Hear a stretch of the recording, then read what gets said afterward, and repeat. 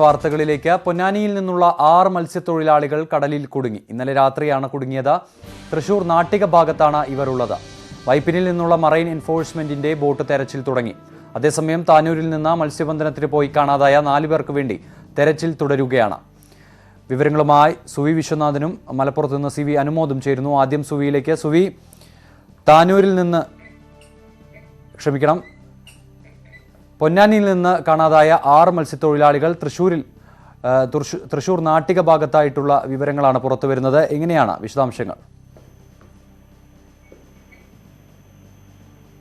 നിലേഷ്, പൊന്നാനിയിൽ നിന്നുള്ള 6 മത്സ്യത്തൊഴിലാളികളാണ് നടുക്കടലിൽ കുടുങ്ങിക്കിടക്കുന്നത്. ഇവർ ഇപ്പോൾ ഉള്ളത് തൃശൂർ നാട്ടിക ഭാഗത്താണ്. ഇന്നലെ രാത്രിയോടുകൂടിയാണ് ഇവിടെ ബോട്ടിന് യന്ത്രത്തകരാർ ഉണ്ടാവുകയായിരുന്നു എന്നാണ് നമുക്ക് അറിയാൻ സാധിച്ചത്. ഒപ്പം തന്നെ കടൽ വളരെയധികം പ്രക്ഷുബ്ധമാണ്. ഇന്നലെ രാത്രി മുതൽ തന്നെ ഇവർ തീരസംരക്ഷണ സേനയെയും മറ്റും സഹായത്തിനായി വിളിച്ചിരുന്നു. പക്ഷെ ആരും സഹായത്തിന് എത്തിയില്ല എന്നാണ് നമുക്ക് അറിയാൻ സാധിച്ചത്. ഇപ്പോൾ തൃശൂർ MP TN പ്രതാപൻ നമ്മോടൊപ്പം ചേരുന്നു. സർ, പൊന്നാനിയിൽ നിന്നുള്ള 6 മത്സ്യത്തൊഴിലാളികളാണ് കടലിൽ കുടുങ്ങിയിരിക്കുന്നത്. തൃശൂർ നാട്ടിക ഭാഗത്ത് ഉള്ളതായിട്ടുള്ള വിവരങ്ങളാണ് ഞങ്ങൾക്ക് ലഭിക്കുന്നത്. സാർക്ക് ലഭിച്ച വിവരങ്ങൾ ഏത് രീതിയിലാണ്? അതെ, തൃശൂർ പൊന്നാനിയിൽ നിന്നും പോകുന്ന മത്സ്യബന്ധനത്തിന് പോയ ബോട്ടാണ് അപകടത്തിൽപ്പെട്ടിരിക്കുന്നത്. അവരിപ്പോ നമ്മൾ മനസ്സിലാക്കുന്നത് ബോട്ടിലുള്ള നാസറുമായുള്ള കമ്മ്യൂണിക്കേഷനിൽ നിന്ന് മനസ്സിലായത് ബോട്ട് ഏകദേശം നാട്ടിക കടപ്പുറത്തിന് നേരെ പടിഞ്ഞാറ് 12 നോട്ടിക്കൽ മൈൽ അപ്പുറത്തേക്ക് ആണ് ഉള്ളത്. 12 പാം, മത്സ്യത്തൊഴിലാളികളുടെ ഭാഷയിൽ പറഞ്ഞാൽ 12 പാം വരും. ബോട്ടിന്റെ അടിഭാഗത്ത് വിള്ളലുണ്ടായിട്ടുണ്ട്. ആ വിള്ളലിലൂടെ വെള്ളം ഉള്ളിലേക്ക് കയറി വരികയാണ്. അടിയന്തരമായി ഈ തീരസംരക്ഷണ സേന ഇടപെട്ടില്ലെങ്കിൽ ആളുകളുടെ ആപത്ത് സംഭവിച്ചാൽ അതിന് ഉത്തരവാദിത്തം ഭരണകൂടം ഏറ്റെടുക്കേണ്ടി വരും. കടലിലൂടെയുള്ള തെരച്ചിൽ ദുഷ്കരമാണ്. കൊച്ചിയിൽ നിന്നും ബോട്ട് പുറപ്പെട്ടു എന്നാണ് നമുക്കിപ്പോ നൽകിയിരിക്കുന്ന വിവരം. പക്ഷേ കൊച്ചിയിൽ നിന്നുള്ള ബോട്ട് പുറപ്പെട്ടെത്തുന്നതിന് മുമ്പ് ഈ ബോട്ടകാലം മുങ്ങിയാൽ എന്ത് സംഭവിക്കുമെന്ന് പറയാൻ കഴിയില്ല. മത്സ്യത്തൊഴിലാളികൾ നീന്തൽ അറിയുന്ന ആളുകളാണെന്ന് പറഞ്ഞിട്ട് കാര്യമില്ല. കടലിൽ വലിയ ഒഴുക്കുണ്ട്, മുകളിലും ഒഴുക്കുണ്ട്, അടിയിലും ഒഴുക്കുണ്ടെന്നാണ് മനസ്സിലാക്കുന്നത്. അത്രമാത്രം കടൽ ഇളകി മറിയുന്നുണ്ട്. ഹെലികോപ്റ്റർ അടിയന്തരമായി അയക്കണം. നമ്മുടെ കോസ്റ്റ് ഗാർഡിന്റെ കയ്യിലും നേവിയുടെ കയ്യിലും ഒക്കെ ഹെലികോപ്റ്റർ ഉണ്ട്. ആ ഹെലികോപ്റ്റർ അയച്ച് ഈ മത്സ്യത്തൊഴിലാളികൾ രക്ഷിക്കണം. ചീഫ് സെക്രട്ടറി പെട്ടെന്ന് ഇടപെടണം. എത്രയും പെട്ടെന്ന് ചീഫ് സെക്രട്ടറി ഇടപെട്ട് ഹെലികോപ്റ്റർ അയച്ച് ഇവരെ ഹെലികോപ്റ്റർ മുഖാന്തരം രക്ഷപ്പെടുത്താൻ വേണ്ടി പറ്റും. ഈ മുങ്ങിയ ബോട്ടിന്റെ ബോട്ട് മുങ്ങിയാൽ തന്നെ അതിൽ തൽക്കാലം പിടിച്ചു നിൽക്കാനുള്ള ആരോഗ്യവും ശക്തിയും ഉള്ളവരാണ് മത്സ്യത്തൊഴിലാളികൾ. അവരതിന് മുകളിൽ ഒരു ചെറിയ പൊന്ത് കിട്ടിയാൽ ആ പൊന്തിൽ പിടിച്ചു നിൽക്കും മത്സ്യത്തൊഴിലാളികൾ ജീവൻ രക്ഷപ്പെടുന്നതിന് വേണ്ടി. അതുകൊണ്ട് ഈ സന്ദർഭത്തിൽ മത്സ്യത്തൊഴിലാളികൾ ജീവൻ രക്ഷിക്കാൻ വേണ്ടി അടിയന്തരം ഇടപെടണം. നമുക്ക് പ്രളയം വന്നപ്പോൾ, ദുരന്തമുണ്ടായപ്പോൾ നൂറുകണക്കിന് ആളുകൾ ജീവൻ രക്ഷിക്കാൻ വേണ്ടി കഠിനാധ്വാനം ചെയ്തവരാണ് മത്സ്യത്തൊഴിലാളികൾ. അവർ ആപത്തിപ്പെടുമ്പോൾ ഇന്നലെ മുതൽ ഈ രക്ഷാപ്രവർത്തനത്തിന് വേണ്ടിയുള്ള ബന്ധപ്പെടലുകൾ ഉണ്ടായിട്ടും കാര്യമായ ഇടപെടൽ ഉണ്ടായില്ല. ഒരു കാര്യം ശരിയാകും, രാത്രി വെളിച്ചക്കുറവ് മൂലം ബോട്ടിന് നമ്മുടെ രക്ഷാപ്രവർത്തനത്തിന് വേണ്ടി പോകുന്ന ബോട്ടുകൾക്ക് കൊച്ചിയിൽ നിന്ന് പോകാൻ പ്രയാസം വെളിച്ചക്കുറവ് മൂലം ഉണ്ടായി എന്ന് വരും. പക്ഷെ ഹെലികോപ്റ്റർ ഉണ്ടല്ലോ, ആ ഹെലികോപ്റ്റർ നമുക്ക് പ്രയോജനപ്പെടുത്തേണ്ടതല്ലേ. ഇപ്പൊ മുനമ്പത്ത് നിന്നോ ചേറ്റുവായിൽ നിന്നോ രക്ഷാപ്രവർത്തനങ്ങൾക്കുള്ള ബോട്ടുകൾക്കും പരമ്പരാഗത മത്സ്യത്തൊഴിലാളി ബോട്ടുകൾക്കും അഴിമുഖം കടന്ന് കടലിലേക്ക് പോകാൻ വേണ്ടി പറ്റുന്നില്ല. കാരണം അത്രമാത്രം അഴിമുഖത്തും ഭയങ്കര കടലാണ്. മുനമ്പം അഴിമുഖത്തും നല്ല കടൽ ഉണ്ട്, അതേപോലെ തന്നെ ചേറ്റുവും അഴിമുഖത്തും നല്ല കടലുണ്ട്. അവർക്ക് അങ്ങോട്ട് കടക്കാൻ വേണ്ടി പറ്റുന്നില്ല. അതുകൊണ്ട് വേണ്ടത് എത്രയും പെട്ടെന്ന് ഹെലികോപ്റ്റർ അയക്കുകയാണ് വേണ്ടത്. അതിന് ഞങ്ങൾ പ്രത്യേകം അഭ്യർത്ഥിക്കുകയാണ്. സാർ, ഇന്നലെ 12 മണിക്കൂറായി ഇപ്പോൾ അവര് കുടുങ്ങിക്കിടക്കുന്നു. ഇത്രയും നേരമായിട്ട് അധികൃതരുടെ ഭാഗത്ത് നിന്ന് ഏത് രീതിയിലുള്ള ഇടപെടലാണ് ഉണ്ടായത്? അതിന് ശ്രദ്ധയിൽപ്പെടുത്തുന്ന ഒരു കാര്യമുണ്ടല്ലോ അത്? തീർച്ചയായിട്ടും ഇന്നലെ രാത്രി 12 മണിക്കൂറായി കടലിൽ കുടുങ്ങിക്കിടക്കുകയാണ്. ബന്ധപ്പെട്ട ആളുകളെല്ലാം ഇന്നലെ മുതൽ അറിയിച്ചുകൊണ്ടിരിക്കുകയാണ്. ബോട്ടിൽ കുടുങ്ങിയവർ തന്നെ അവരുടെ കയ്യിലുള്ള മൊബൈൽ ഉപയോഗിച്ച് ആളുകളോട് വിളിച്ചു പറഞ്ഞിരുന്നു. എന്നിട്ട് പോലും ഈ കാര്യത്തിൽ ആവശ്യമായ ഇടപെടൽ ഉണ്ടായില്ല എന്നുള്ളത് ഞങ്ങൾക്ക് നിരാശയും ദുഃഖവുമുണ്ട്. പക്ഷെ ഈ സന്ദർഭത്തിൽ ഒരു വിമർശനത്തിന് അത് വിധേയമാക്കുന്നില്ല. പക്ഷെ വേണ്ടത് അടിയന്തരമായി വേണ്ടത് ഹെലികോപ്റ്റർ എങ്കിലും പെട്ടെന്ന് വിട്ട് ഇവരെ ജീവൻ രക്ഷിക്കാൻ വേണ്ടി പറ്റണം. ഞാൻ ഈ ന്യൂസ് 18-ലൂടെയൊക്കെ ഈ വാർത്ത ചീഫ് സെക്രട്ടറി അടക്കം കാണുന്നുണ്ടാകുമെന്ന് വിശ്വസിക്കുകയാണ്. ബഹുമാനപ്പെട്ട ചീഫ് സെക്രട്ടറി അടക്കം ഈ വാർത്ത കാണുന്നുണ്ടെങ്കിൽ അടിയന്തരമായി ചീഫ് സെക്രട്ടറിയുടെ ശ്രദ്ധപ്പെടുത്താൻ ഫിഷറീസ് വകുപ്പ് മന്ത്രി ശ്രീമതി മേഴ്സിക്കുട്ടിയമ്മയും ഈ വാർത്ത ചാനലുകളുടെ കണ്ടു കാണും. അതുപോലെ ഈ കാര്യത്തിൽ ഇടപെട്ട് പെട്ടെന്ന് ഹെലികോപ്റ്റർ അയക്കാൻ വേണ്ടി ശ്രമിക്കണം. നമ്മൾ ഹെലികോപ്റ്റർ എത്തുന്നതിനേക്കാൾ മുമ്പ് ഈ ബോട്ടുകൾ മുങ്ങിപ്പോവുകയാണെങ്കിൽ നമ്മുടെ മത്സ്യത്തൊഴിലാളികളുടെ ജീവനെ അത് ബാധിക്കും. അത് കാരണവശാലും അംഗീകരിക്കാൻ വേണ്ടി പറ്റത്തില്ല. അത് ഞങ്ങൾക്കുണ്ടാകാവുന്ന മാനസിക വികാരം പ്രക്ഷുബ്ധമായ കടലിനേക്കാൾ അപ്പുറത്താണ് ആയിരിക്കും എന്ന് മുന്നറിയിപ്പ് നൽകാൻ കൂടി അവസരം വിനിയോഗിക്കുകയാണ്. നന്ദി Shri T N Prathapan MP പ്രതികരിച്ചതിന്. മലപ്പുറത്ത് നിന്നും CV അനുമോദ് ചേരുന്നു. അനുമോദ്, താനൂരിൽ നിന്ന് കാണാതായ 4 പേരിൽ 3 പേരെ കണ്ടെത്തിയെന്നൊരു വാർത്ത പുറത്തു വരുന്നുണ്ട്. എങ്ങനെയാണ് ഏറ്റവും ഒടുവിൽ ലഭിക്കുന്ന വിവരങ്ങൾ? മലപ്പുറത്തിന്റെ തീരദേശ മേഖലകളിലായി ഇന്നലെ 2 ഇടങ്ങളിലുള്ള ബോട്ടുകളിൽ പോയവരാണ് ഇന്നലെ അപകടത്തിൽപ്പെട്ടത്. ഒന്ന് പൊന്നാനിയിൽ നിന്നും ഒന്ന് താനൂരിൽ നിന്നും. ഇതിൽ പൊന്നാനിയിൽ നിന്നും പോയ ബോട്ടിൽ 4 പേരുണ്ടായിരുന്നു. അതിൽ 3 പേരെ ഇന്നലെ രാത്രി രക്ഷപ്പെടുത്തി. അതിൽ ഒരാളെ കണ്ടെത്താനുണ്ട്.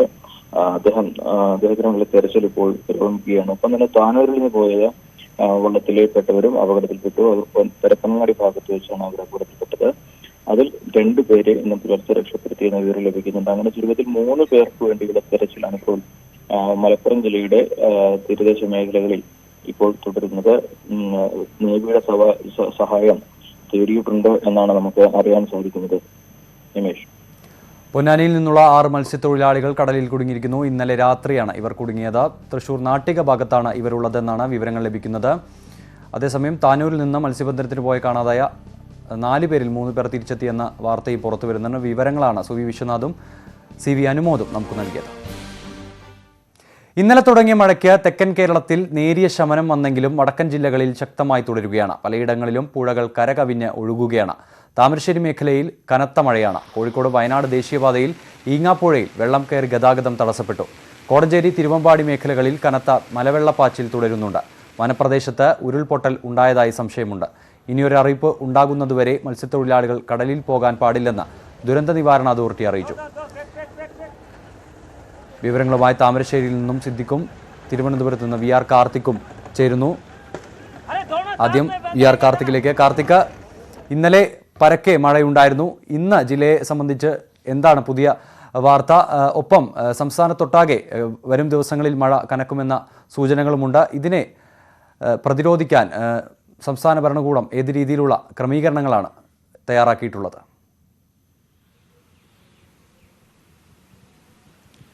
വരും ദിവസങ്ങളിലും മഴ തുടരും എന്ന് തന്നെയാണ് കാലാവസ്ഥാ പ്രവചനം. എന്നാൽ തെക്കൻ കേരളത്തിൽ ഇന്നലത്തെ അപേക്ഷിച്ച് ഇന്ന് മഴയ്ക്ക് ശമനമുണ്ട്. രാവിലെ തെളിഞ്ഞ ആകാശമാണ്.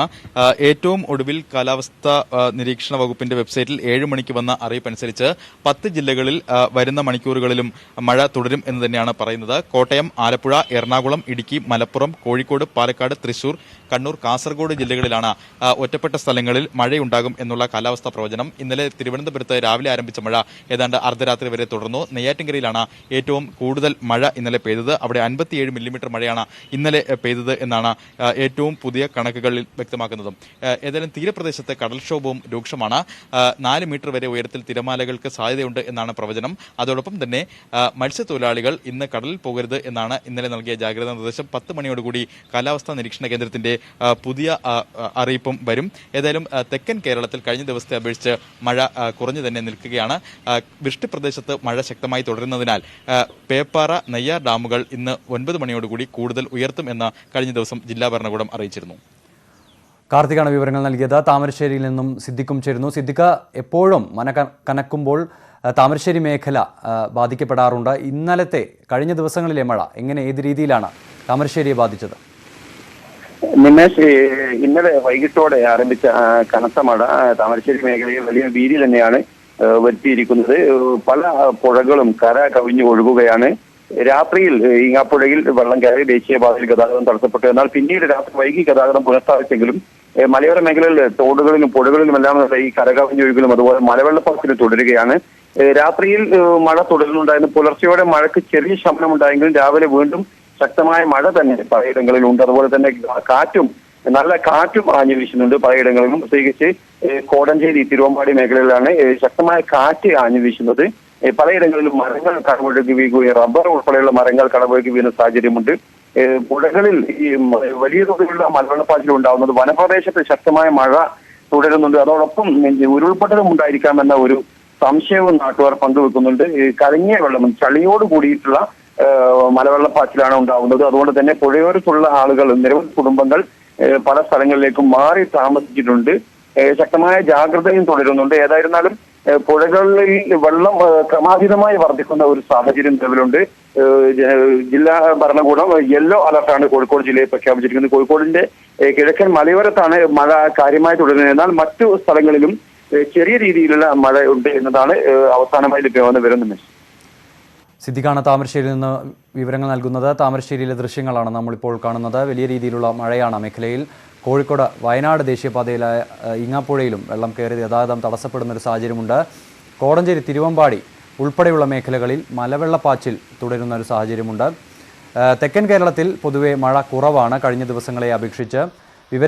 വിവരങ്ങളാണ് ഞങ്ങളുടെ പ്രതിനിധികളായ സിദ്ദിഖും ആർ കാർത്തിക്കും നൽകിയത്. ഇടവേള. നാട്ടുവർത്തമാനം തുടരുന്നു. ആംബുലൻസിൽ കോവിഡ് രോഗിയായ യുവതിയെ പീഡിപ്പിച്ച സംഭവത്തിൽ അന്വേഷണം ശക്തമാക്കി പോലീസ്. പ്രതി നൌഫലിന്റെ ക്രിമിനൽ പശ്ചാത്തലവും ഡ്യൂട്ടിക്ക് നിയോഗിച്ചതിലെ വീഴ്ചയും അന്വേഷിക്കും. പ്രതിയെ 14 ദിവസത്തേക്ക് കോടതി റിമാൻഡ് ചെയ്തു. കോവിഡ് രോഗിയായ യുവതിയെ പീഡിപ്പിച്ച സംഭവത്തിൽ പ്രതി നൌഫലിനെ അന്വേഷണ സംഘം ആറന്മുളയിലെത്തിച്ച് തെളിവെടുപ്പ് നടത്തിയ ശേഷമാണ് കോടതിയിൽ ഹാജരാക്കി റിമാൻഡ് ചെയ്തത്. ആസൂത്രിതമായി നടത്തിയ പീഡനമെന്നാണ് പോലീസിന്റെ വിലയിരുത്തൽ. യുവതിയുടെ മൊഴിയും പീഡനത്തിന് ശേഷം പ്രതി യുവതിയോട് മാപ്പ് ചോദിക്കുന്ന ഫോൺ സന്ദേശവും തെളിവുകളായി പോലീസ് ശേഖരിച്ചിട്ടുണ്ട്. സംഭവത്തിൽ നൌഫലിനെ DIG സഞ്ജയ് കുമാർ ഗുരുഡിൻ അടൂരിലെത്തി ചോദ്യം ചെയ്തു. ഇയാളുടെ ക്രിമിനൽ പശ്ചാത്തലവും കായംകുളത്തെ വധശ്രമ കേസുകളും പീഡനക്കേസിന്റെ അന്വേഷണത്തിൽ ഉൾപ്പെടുത്തി. അർദ്ധരാത്രിയിൽ ആരോഗ്യപ്രവർത്തകരില്ലാതെ ആംബുലൻസിൽ ഡ്രൈവറുടെ കൂടെ യുവതിയെയും മറ്റൊരു സ്ത്രീയെയും കോവിഡ് ആശുപത്രിയിലേക്ക് അയച്ചതിലെ വീഴ്ചയും അന്വേഷിക്കും. പന്തളം പോലീസാണ് കേസ് അന്വേഷിക്കുന്നത്. അന്വേഷണം വേഗത്തിൽ പൂർത്തിയാക്കി കുറ്റപത്രം കോടതിയിൽ സമർപ്പിക്കാൻ അന്വേഷണ സംഘത്തിന് ജില്ലാ പോലീസ് മേധാവി KG സൈമൺ നിർദ്ദേശം നൽകി. ന്യൂസ് 18 പത്തനംതിട്ട. പോപ്പുലർ ഫിനാൻസ് തട്ടിപ്പ് കേസിലെ പ്രതികളുടെ പോലീസ് കസ്റ്റഡി അപേക്ഷ കോടതി ഇന്ന് പരിഗണിക്കും. പത്തനംതിട്ട കോടതിയിലാണ് അപേക്ഷ സമർപ്പിച്ചിരിക്കുന്നത്. ഉടമ തോമസ് ഡാനിയേൽ, ഭാര്യ പ്രഭ, മക്കളായ റിയ, റിനു എന്നിവരെ 10 ദിവസത്തേക്ക് കസ്റ്റഡിയിൽ വിട്ടുകിട്ടണമെന്നാവശ്യപ്പെട്ടാണ് ഹർജി സമർപ്പിച്ചിരിക്കുന്നത്. അതേസമയം നിലവിൽ പ്രതികളുടെ സാമ്പത്തിക സ്രോതസ്സിനെ കുറിച്ച് അന്വേഷണം നടന്നുവരികയാണ്. ഉടമസ്ഥാവകാശ കേസ് നിലനിൽക്കുന്ന ഇടുക്കി ചിന്നക്കനാൽ ഹാരിസൺ മലയാളം പ്ലാന്റേഷനിൽ നിന്നും ഗ്രാൻഡീസ് മരങ്ങൾ മുറിക്കുന്നത് നിർത്തിവെക്കാൻ റവന്യൂ വകുപ്പ് നോട്ടീസ് നൽകി. ന്യൂസ് 18 വാർത്തയെ തുടർന്നാണ് നടപടി. News 18 impact.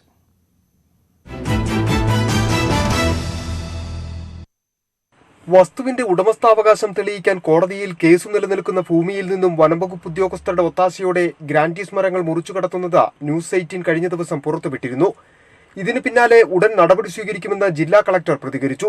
തുടർ നടപടിയുടെ ഭാഗമായാണ് മരം മുറിക്കൽ നിർത്തിവെക്കുവാൻ ഉടുമ്പൻചോല തഹസീൽദാർ വില്ലേജ് ഓഫീസർ മുഖേന കത്തു നൽകിയത്. ചിന്നക്കനാൽ വില്ലേജ് ഓഫീസർ ശ്രീ സുനിൽ കപ്പോൾ ഹാരിസൺ മലയാളം കമ്പനിക്ക് അത് മരം മുറിക്കൽ നിർത്തിവെക്കാനുള്ള നോട്ടീസ് നൽകിയിട്ടുണ്ട്. അതിൽ കൂടുതൽ അതിൻ്റെ റിപ്പോർട്ട് കിട്ടി കഴിയുമ്പോൾ അത് കളക്ടർക്ക് നൽകും. കളക്ടറേറ്റിൽ നിന്നാണ് അതിന് കൂടുതൽ തുടർ നടപടികൾ ഉണ്ടാകുന്നത്. അത് അന്വേഷിക്കുമെന്ന് ബഹുമാനപ്പെട്ട കളക്ടർ പറഞ്ഞിട്ടുണ്ട്. ഫയർവുഡിനായി മരം മുറിക്കുന്നതിന് അനുമതി തേടിയ സാഹചര്യത്തിൽ തന്നെ ചിന്നക്കനാൽ വില്ലേജ് ഓഫീസർ കേസു നിലനിൽക്കുന്ന ഭൂമിയാണെന്നതടക്കമുള്ള വിശദമായ റിപ്പോർട്ടും വനംവകുപ്പിന് നൽകിയിരുന്നു. ഹാരിസൺ മലയാളം പ്ലാന്റേഷൻസിൻ്റെ സൂര്യനെല്ലിയിലെ വസ്തുക്കളെ സംബന്ധിച്ച് റിപ്പോർട്ടിൻ്റെ അകത്ത് വില്ലേജ് ഓഫീസർ വ്യക്തമായി ഇങ്ങനെ കോടതി കേസ് നിലനിന്നതാണെന്നും കോടതി വഴി അതിൻ്റെ ടൈറ്റിൽ തെളിയിക്കേണ്ടതാണെന്നുള്ള വിവരങ്ങൾ റിപ്പോർട്ടിൽ കൊടുത്തിട്ടുണ്ടെന്നാണ് വില്ലേജ് ഓഫീസറിനോട് പറഞ്ഞിരിക്കുന്നത്. ഫയർവുഡിനായി മുറിക്കുന്ന മരങ്ങൾ പുറത്തേക്ക് കൊണ്ടുപോകുവാൻ പാടില്ലെന്ന് നിബന്ധനയുണ്ട്. ഇതും കാറ്റിൽ പറത്തിയാണ് മരം പെരുമ്പാവൂരിലെ മില്ലിലേക്ക് കൊണ്ടുപോകുന്നതിന് പാസ് നൽകിയിട്ടുള്ളത്. കോടികളുടെ തടിയിടപാടിന് കൂട്ടിനിന്ന വനംവകുപ്പ് ഉദ്യോഗസ്ഥർക്കെതിരെ വകുപ്പ് തല അന്വേഷണം നടത്തണമെന്ന ആവശ്യവും ശക്തമാണ്. സന്ദീപ് രാജാക്കാട്, ന്യൂസ് 18 ഇടുക്കി. പതിറ്റാണ്ടുകൾ പഴക്കമുള്ള കുളത്തൂപ്പുഴ മിൽപ്പാലം സംരക്ഷണമില്ലാതെ നശിക്കുകയാണ്. പാലം പുരാവസ്തു വകുപ്പ് ഏറ്റെടുക്കണമെന്നാവശ്യപ്പെട്ട് വകുപ്പ് മന്ത്രിക്ക് നിവേദനം നൽകാൻ ഒരുങ്ങുകയാണ് പ്രദേശവാസികൾ. കുളത്തുപുഴ ആറിന് കുറുകെ പാറകൾ തൂണാകൃതിയിൽ കൊത്തിയൊരുക്കി ഇവയിൽ കാട്ടുകമ്പുകൾ പാകി തികച്ചും പ്രകൃതിയോട് ഇണങ്ങി തനിമ നിലനിർത്തിക്കൊണ്ടുള്ളതായിരുന്നു മിൽപ്പാലം. ശങ്കിലി, നാങ്കച്ചി വനാന്തരങ്ങളിൽ നിന്നും ഈറ്റയും മുളയും മുന്തിയനും തടികളും വനവിഭവങ്ങളും ശേഖരിക്കുന്നതിന് വേണ്ടി പണി കഴിപ്പിച്ചതായിരുന്നു പാലം. മാത്രക്കരിക്കും ഡാലിക്കരിക്കും വട്ടക്കരിക്കും നിവാസികളുടെ ഏക യാത്രാമാർഗവും ഇതുവഴിയാണ്. പാലം തകർന്ന് വർഷങ്ങൾ കഴിഞ്ഞിട്ടും അധികൃതർക്ക് യാതൊരു കുലുക്കവുമില്ല. ഇതോടെ പ്രദേശവാസികൾക്ക് മറുകര കടക്കാനാവാത്ത അവസ്ഥയാണ്. സ്ത്രീകളും കുട്ടികളും പുഴ നീന്തിക്കടന്നാണ് ഇപ്പോൾ മറുകരയെത്തുന്നത്. ന്യൂസ് 18 പുനലൂർ. വടകര ചോറോട് മുതൽ കൈനാട്ടി വരെ ദേശീയപാതയിലെ കുഴികൾ അപകട കെണിയൊരുക്കുകയാണ്. നിരവധി ഇരുചക്ര വാഹനങ്ങളാണ് ഇവിടെ അപകടത്തിൽപ്പെടുന്നത്. ദേശീയപാതയിൽ ചോറോടിനും കൈനാട്ടിക്കുമിടയിൽ ഈ മഴക്കാലത്താണ് വലിയ കുഴികൾ രൂപപ്പെട്ടത്. ചെറിയ കുഴികൾ ദിവസങ്ങൾ കൊണ്ട് വലുതാവുകയാണ് ചെയ്തത്. നിരവധി ഇരുചക്ര വാഹനങ്ങളാണ് ഇതിനകം ഇവിടെ അപകടങ്ങളിൽപ്പെട്ടത്. ചോറോട് പഞ്ചായത്തിന്റെ നാഷണൽ ഹൈവേ ആയിട്ട് ബന്ധപ്പെട്ടിട്ട് പല സ്ഥലങ്ങളിലും ഈ റോഡിൽ ചെറിയ ചെറിയ കുഴികൾ ആദ്യം ഉണ്ടായതാണ്. അപ്പോൾ ആ കുഴികൾ ഇപ്പം വെള്ളം നിറഞ്ഞിട്ട് മഴ സമയമായതുകൊണ്ട് പല ആളുകൾക്കും കാണാൻ പറ്റുന്നില്ല. അപ്പോൾ ഇട റോഡുകളിലേക്ക് കയറുന്ന സമയത്തല്ല ഈ ഹൈവേന്ന് ഇട റോഡുകളെല്ലാം പഞ്ചായത്തിന്റെ രീതിയിൽ തന്നെ നല്ല രീതിയിൽ പണിതിട്ടുണ്ടെന്നാണ് തോന്നുന്നത്. അപ്പോൾ ആ സമയത്ത് ഈ ഹൈവേയിലുള്ള കുണ്ടും കുഴിയും ആർക്കും കാണാനും പറ്റുന്നില്ല. സ്ത്രീകൾക്കും കുട്ടികൾക്കും ഒരു യാത്ര ചെയ്യാൻ പറ്റാത്തൊരു അവസ്ഥയാണ് കാണുന്നത്. അപകടം ഒഴിവാക്കാൻ നവീകരണ പ്രവൃത്തി ഉടൻ നടത്തണമെന്നാണ് നാട്ടുകാരുടെ ആവശ്യം. ചോറോട് മേൽപ്പാലത്തിന് മുകളിലും ഇത്തരം കുഴികളുണ്ട്. ദേശീയപാതയിൽ ചെന്നു ചേരുന്ന റോഡുകളിലെ യാത്രക്കാരും ഏറെ ദുരിതമനുഭവിക്കുന്നുണ്ട്. ന്യൂസ് 18 വടകര.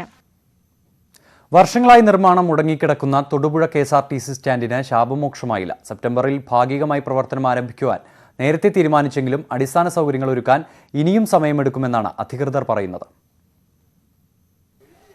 നാടിന്റെ വികസനം ലക്ഷ്യമാക്കി 12 കോടി മുടക്കി നിർമ്മിച്ചതാണ് തൊടുപുഴയിലെ പുതിയ KSRTC ബസ് സ്റ്റാൻഡ്. നിർമ്മാണം കഴിഞ്ഞിട്ട് 7 വർഷമായെങ്കിലും ഇതുവരെ തുറന്നു പ്രവർത്തിക്കാൻ കഴിഞ്ഞിട്ടില്ല. ഡിപ്പോയ്ക്ക് അടിസ്ഥാന സൗകര്യം ഒരുക്കണമെങ്കിൽ മാത്രം 1 കോടിയിലധികം രൂപ ഇനിയും വേണം. ഈ മാസം മുതൽ ഭാഗികമായി പ്രവർത്തനം ആരംഭിക്കാനായിരുന്നു തീരുമാനം. എന്നാൽ ടിക്കറ്റ് കൗണ്ടർ അടക്കമുള്ള അടിസ്ഥാന സൗകര്യങ്ങൾ പൂർത്തിയാകാത്തതിനാൽ തീയതി വീണ്ടും മാറ്റി. ഏതായാലും സമയബന്ധിതമായി ഇങ്ങോട്ട് മാറ്റി പ്രവർത്തനം ആരംഭിക്കുക എന്നതാണ് ലക്ഷ്യം വെച്ചുള്ളത്. അതിന് ഇന്നിപ്പോൾ ട്രേഡ് യൂണിയൻ സംഘടനകളെല്ലാമായിട്ട് ബന്ധപ്പെട്ട് വീണ്ടും ഒരു ആലോചനയ്ക്ക് വേണ്ടിയാണ് വന്നത്. ആലോചനയിൽ എല്ലാ ട്രേഡ് യൂണിയനും വളരെ പോസിറ്റീവായ നിലപാടാണ് എടുത്തിട്ടുള്ളത്. പിന്നെ ഡിപ്പാർട്ട്മെൻറ്റ് പരമായിട്ടുള്ള ചില പിന്തുണയും സഹായവും ഉണ്ടാവേണ്ടതുണ്ട്. അതുകൊണ്ട് ചെയ്തു കഴിഞ്ഞാൽ പെട്ടെന്ന് നമുക്ക് പൂർത്തീകരിച്ച് മാറ്റാൻ വേണ്ടി കഴിയും. കെട്ടിടവും ബസ് നിർത്തിയിടാനുള്ള സൗകര്യങ്ങളുമെല്ലാം ഒരുക്കിയെങ്കിലും മറ്റ് അടിസ്ഥാന സൗകര്യങ്ങളിലേക്ക് എത്താൻ കഴിഞ്ഞിട്ടില്ല. കെട്ടിടത്തിന്റെ മുകൾ ഭാഗത്തെ ഷീറ്റുകൾ തകർന്നതിനാൽ മഴവെള്ളം ഉള്ളിലേക്കാണ് ഇപ്പോൾ വീഴുന്നത്. സ്റ്റാൻഡിനുള്ളിലെ കടമുറികൾ ലേലം ചെയ്ത് ആവശ്യമായ തുക ഒപ്പിക്കാമെന്ന ധാരണയിലായിരുന്നു അധികൃതർ. പലവട്ടം ടെൻഡർ വിളിച്ചെങ്കിലും വളരെ കുറച്ചാളുകൾ മാത്രമാണ് എത്തിയത്. ന്യൂസ് 18 തൊടുപുഴ. കോവിഡിനെ തുടർന്നുണ്ടായ മാസങ്ങളുടെ ഇടവേളയ്ക്ക് ശേഷം കൊച്ചി മെട്രോ സർവീസ് പുനരാരംഭിച്ചു. കോവിഡ് സുരക്ഷാ മാനദണ്ഡങ്ങൾ പാലിച്ചാണ് മെട്രോ സർവീസ് നടത്തുന്നത്. സുരക്ഷിത യാത്രാ വാഗ്ദാനത്തിനൊപ്പം യാത്രക്കാർക്ക് സമ്മാനമായി മെട്രോ നിരക്കിളവും നൽകുന്നുണ്ട്. കുറഞ്ഞ നിരക്ക് 10 രൂപയും കൂടിയ നിരക്ക് 50 രൂപയുമായി നിജപ്പെടുത്തി. ആദിവാസി ഊരുകളിൽ സർക്കാർ വിതരണം ചെയ്ത ഓണപ്പുടവ ഗുണനിലവാരമില്ലാത്തതെന്ന് ആരോപണം. കൊല്ലം കുളത്തൂപ്പുഴയിൽ ആദിവാസികൾക്ക് വിതരണം ചെയ്ത സ്നേഹക്കോടി പദ്ധതിക്കെതിരെയാണ് പരാതിയുമായി ആദിവാസികൾ രംഗത്തെത്തിയിരിക്കുന്നത്. പട്ടികജാതി പട്ടികവർഗ വകുപ്പിന്റെ നേതൃത്വത്തിൽ ആദിവാസി ഊരുകളിലെ വയോജനങ്ങൾക്ക് ഓണത്തിന് നൽകിയ തുണിത്തരങ്ങൾക്ക് ഗുണനിലവാരമില്ലെന്നാണ് പരാതി. ഓണത്തിന് തൊട്ടു മുൻപാണ് ആദിവാസി മേഖലയിലെ പുരുഷന്മാർക്ക് 800 രൂപ നിരക്കിൽ മുണ്ടും തോർത്തും, സ്ത്രീകൾക്ക് 1000 രൂപ നിരക്കിൽ മുണ്ടും നേരിയതും വിതരണം ചെയ്തത്. ഞങ്ങളുടെ കാഴ്ചപ്പാടിൽ ഈ 1000 രൂപയുടെ 1000 രൂപ പോയിട്ട് 100 രൂപ പോലും ഇതിന് വില വരത്തില്ല. അപ്പം ഞങ്ങൾക്ക് ഉപയോഗിക്കാൻ തരുന്നെങ്കിൽ ഇനി തരുന്നെങ്കിൽ ഡിപ്പാർട്ട്മെൻറ്റ് തരുന്നെങ്കിൽ അല്ലെങ്കിൽ ഞങ്ങളുടെ വകുപ്പ് തരുന്നെങ്കിൽ ആദിവാസികൾക്ക് ഉപയോഗിക്കത്തക്ക വസ്ത്രം തരികയും ഇതിൻ്റെ അഴിമതി രംഗത്ത് കൊണ്ടുവരികയും എത്രയും പെട്ടെന്ന് ഈ അഴിമതി പുറത്തു കൊണ്ടുവരണമെന്നാണ് കടമാൻകോട് ആദിവാസി സംയുക്ത സംഘം സംഘടനക്കാരെ പ്രതിഷേധത്തിലേക്ക് പോകുവാനാണ് തീരുമാനം. സ്നേഹക്കോടി പദ്ധതിയിൽ ഇടനിലക്കാർ അഴിമതി നടത്തി കബളിപ്പിച്ചുവെന്ന് ആദിവാസി സംഘടനകൾ ആരോപിക്കുന്നു. പക്ഷെ ഞങ്ങൾ ഉദ്ധരിച്ച് മറ്റുള്ളവരോടൊപ്പം ഉയർച്ചയിലേക്ക് കൊണ്ടുവരുന്നതിന് വേണ്ടിയാണ് ട്രൈബൽ വകുപ്പുണ്ടാക്കിയതും ട്രൈബൽ ഡിപ്പാർട്ട്മെൻറ്റിലെ ഉദ്യോഗസ്ഥർ നിയമിച്ച് അവർ കോടികളാകുന്നു, നമ്മൾ ഭിക്ഷയ്ക്ക് വീണ്ടും താഴോട്ട് പോകുന്നു. ഇതാണ് ഇവിടെ സംഭവം. ഇതിനൊരു മാറ്റം വരണം. മുൻപ് ഓണക്കോടി വിതരണം ചെയ്തതിന്റെ ക്രമക്കേടിനെക്കുറിച്ച് വിജിലൻസ് അന്വേഷണം നിലനിൽക്കെയാണ് പുതിയ സംഭവം. ഇക്കാര്യത്തിൽ അന്വേഷണം വേണമെന്നാണ് ആദിവാസി കാണിക്കാർ സംയുക്ത സംഘത്തിന്റെ ആവശ്യം. ന്യൂസ് 18 പുനലൂർ. ഇടുക്കിയിൽ സ്റ്റുഡിയോയുടെ സന്ദർശന വേളയിൽ പാട്ടുപാടി ഡീൻ കുര്യാക്കോസ് MP. മൂവാറ്റുപുഴയിൽ പുതുതായി ആരംഭിച്ച പിക്സോറ മീഡിയ എന്ന സ്റ്റുഡിയോ സന്ദർശിച്ച വേളയിലാണ് MP-യുടെ ഈ ഓണപ്പാട്ട്.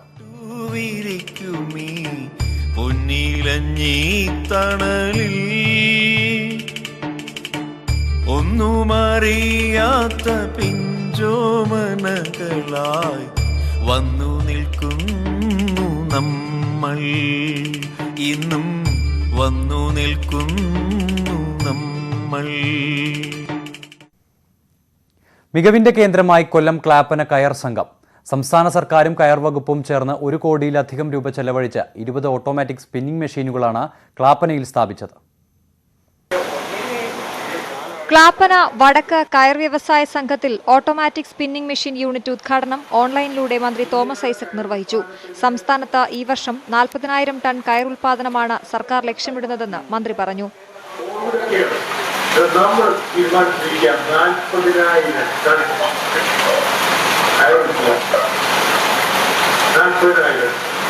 ഉൽപാദനത്തിൽ കഴിഞ്ഞ 3 വർഷമായി ജില്ലയിൽ 1ാം സ്ഥാനവും സംസ്ഥാനത്ത് 3ാം സ്ഥാനവും നേടാൻ സംഘത്തിനായിട്ടുണ്ട്. 150-ലധികം തൊഴിലാളികളും ഇവിടെ ജോലി ചെയ്യുന്നു.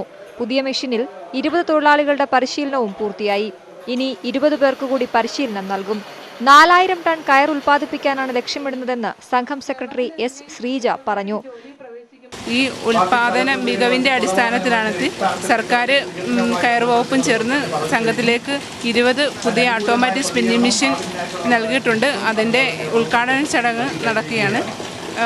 അതിൽ ഏകദേശം 40 തൊഴിലാളികൾക്ക് ട്രെയിനിങ് നൽകി വരുന്നു. 1963 പ്രവർത്തനം ആരംഭിച്ച കയർ സംഘത്തിന്റെ പ്രവർത്തനം ഇടയ്ക്ക് നിലച്ചുപോയെങ്കിലും 2013 വീണ്ടും പ്രവർത്തനം തുടങ്ങി. കഴിഞ്ഞ സാമ്പത്തിക വർഷം 2304 ക്വിന്റൽ കയർ ഉൽപ്പാദിപ്പിക്കുവാൻ സംഘത്തിന് കഴിഞ്ഞു. പാട്ടത്തിൽ കടവ് നടന്ന ചടങ്ങിൽ നിരവധി പേർ പങ്കെടുത്തു. ന്യൂസ് 18 കരുനാഗപ്പള്ളി. നാട്ടുവർത്തമാനം പൂർണ്ണമാകുന്നു. നമസ്കാരം.